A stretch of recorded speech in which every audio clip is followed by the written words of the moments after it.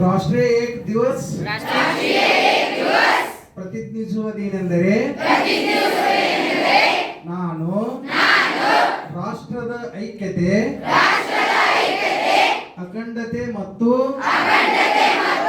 ಸುರಕ್ಷತೆಯನ್ನು ಕಾಪಾಡಲು ನನ್ನನ್ನು ನಾನು ಸಮರ್ಪಿಸಿಕೊಳ್ಳುತ್ತೇನೆ. ಸರ್ದಾರ್ ವಲ್ಲಭಭಾಯಿ ಪಟೇಲರವರ ದೂರದರ್ಶಿತ್ವ ಮತ್ತು ಶ್ರಮದ ಫಲವಾಗಿ ಸಾಧ್ಯವಾಗಿರುವ ನನ್ನ ದೇಶದ